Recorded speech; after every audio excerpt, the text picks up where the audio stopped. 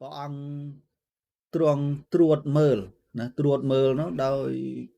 សัพពញ្ញុតញ្ញាណព្រះអង្គត្រួតមើលនៅសត្វនឹងឯងដែលមានករណានឹងឯងជាបាតណាមើលនៅ10000លោកធាតុ10000លោកធាតុដែល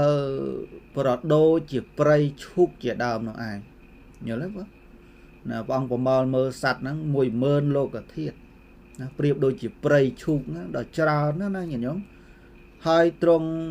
ក៏បានឃើញនៅអុខៈដេតាញូណាអញ្ចឹងអុខៈដេតាញូនឹងឯងដែលជាប់នៅក្នុងសំណាញ់ញាណនៃព្រះដ៏មានពភៈនោះណាប្រៀបដូចតែបុគ្គលប្រមាលមើលនៅ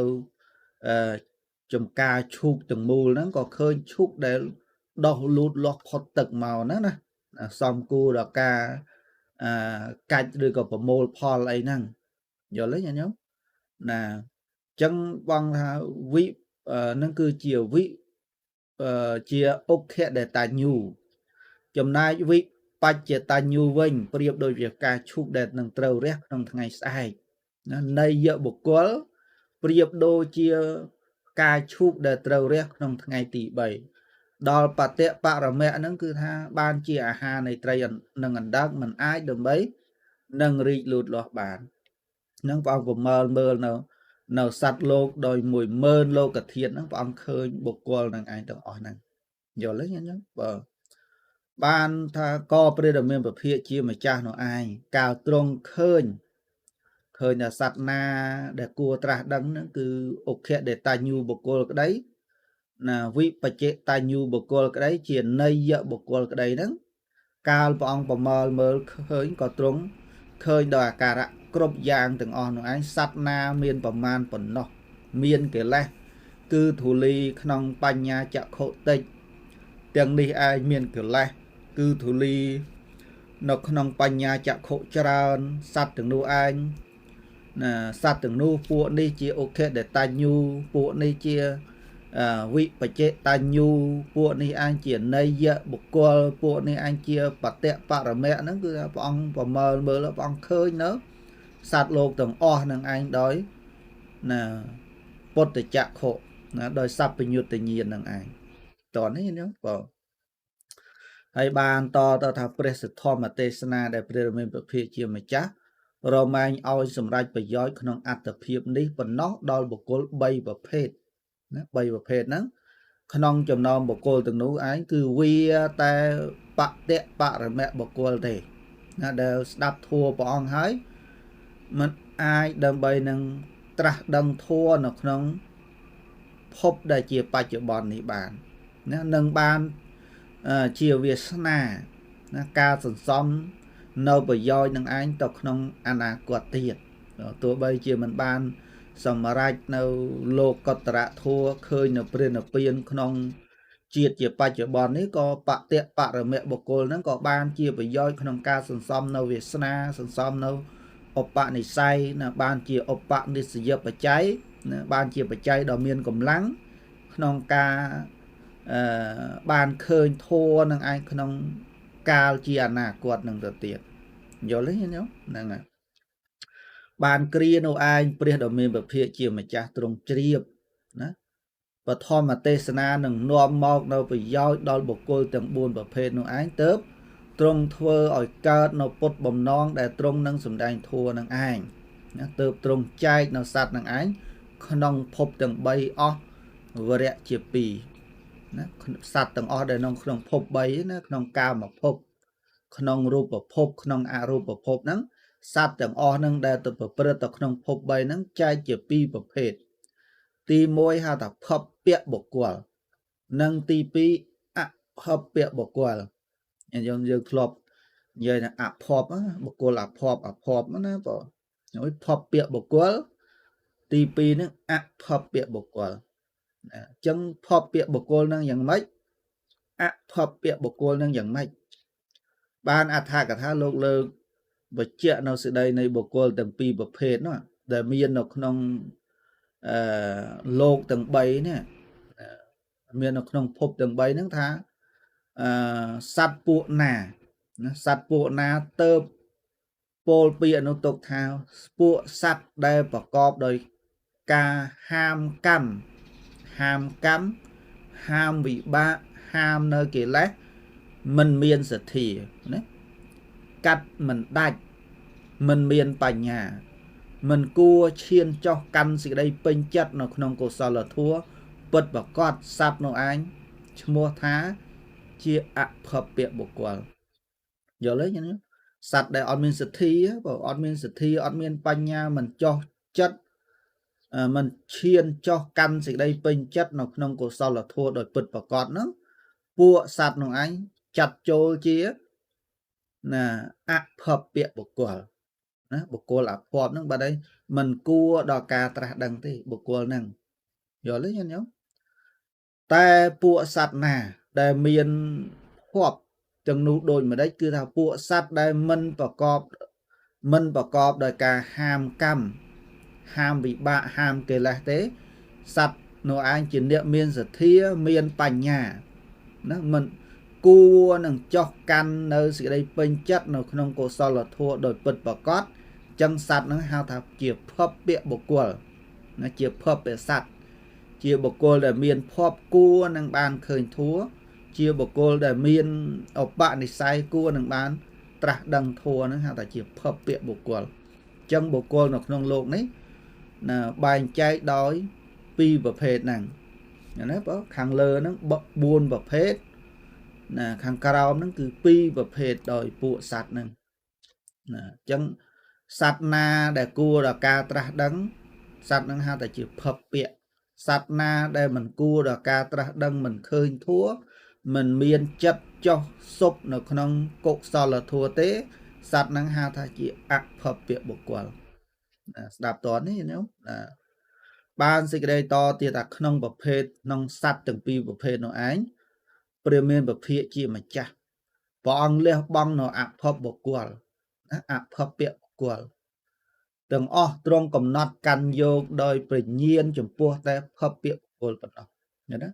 បុគ្គលណាដែលមិនគួរនឹងមានសទ្ធាគួរនឹងមានបញ្ញាគួរដល់ការត្រាស់ដឹងមិនមានឧបនិស្ស័យសន្សំមកទេនឹងព្រះអង្គមិនបានកាន់យកណាដើម្បីនឹងព្រះអង្គទៅសម្ដែងធម៌ប្រោះនៅបុគ្គលនឹងទេដែលយើងធ្លាប់ឮមកថាជាបុគ្គលដែលមិនមានឧបនិស្ស័យណាព្រះអង្គប្រោះដល់បុគ្គលដែលមាននៅឧបនិស្ស័យយល់ទេណាចឹងមិនមែនព្រះអង្គរឹសអើងទេញាតិញោមណាដូចអាលើកឡើងចឹងមិនមែនព្រះអង្គរឹសអើងបុគ្គលទេតែដោយសារតែកាលពេលវេលានៃការសម្ដែងធម៌ណាពេលនៃការអាយុជីវិតបច្ចុប្បន្នរបស់ព្រះអង្គនឹងមិនវែងទេចឹងការសម្ដែងធម៌នឹងឯងគឺព្រះអង្គមិនមានពេលគ្រប់គ្រាន់សម្រាប់សម្ដែងធម៌ដល់សត្វលោកទូទៅទេណាហើយព្រោះបុគ្គលដែលជាអភពបុគ្គលនឹងទោះបីព្រះអង្គសម្ដែងធម៌នៅពេលហ្នឹងក៏មិនបានសម្រេចនៅធម៌ជួនខ្ពស់ណានីមួយអត់មានទេចឹងហើយព្រះអង្គទុកបុគ្គលនឹងឯងទុកដល់សំឧបនិស្ស័យតទៅទៀតទៅចាំប្រពុតអង្គក្រោយមកទៀតចឹងទៅយល់ទេញាតិញោមណាចឹងព្រះអង្គមួយអង្គឯងកើតក្នុងឧបដិឡើងនៅក្នុងពេលមួយហ្នឹងมันអាចប្រោះសត្វលោកបានគ្រប់ទូទៅទាំងអស់បានទេណាចឹងមានអ្នកណាដែលមានឧបនិស្ស័យមិនទាន់គ្រប់គ្រាន់ក៏សន្សំតទៅទៀតទៅរងចាំប្រពុតអង្គក្រោយទៀតមកប្រោះថែមទៀតចឹងទៅយល់ទេណាចឹងហើយព្រះអង្គសំដែងធัวព្រះអង្គប្រមើលមើលនៅសត្វណាដែលជាភពបុគ្គលព្រះអង្គក៏ចែកនៅបុគ្គលនឹងឯងទៅជា6ពួកហ្នឹងទៅតាមចរិតណាព្រោះមានរាគៈចរិតមានសទ្ធាចរិតមានពុទ្ធិចរិតអីជាដើមទៅតាមចរិតទាំង6ហ្នឹងបងចឹងសេចក្តីថាលុះតែព្រះដ៏មានពភាព្រះអង្គចែកនៅបុគ្គលយ៉ាងនេះហើយទ្រង់ក៏ព្រះតម្រេះដើម្បីសម្ដែងធម៌ប្រោះណាតើព្រះអង្គប្រោះដល់បុគ្គលណាដែលមានឧបនិស្ស័យដែលជាឧខេតតញ្ញូបុគ្គលណាដែលជាវិបច្ចេតញ្ញូបុគ្គលដែលជានេយបុគ្គលនិងសម្ដែងធម៌ដល់បុគ្គលដែលជាភពបុគ្គលយល់ទេបងហ្នឹងហើយហើយបទថា បញ្ចភាសឹងហ្នឹងព្រះអង្គក៏ទ្រង់ត្រាស់ចំពោះណាសហមបតីព្រមនឹងថាអបារុតាហ្នឹងបើក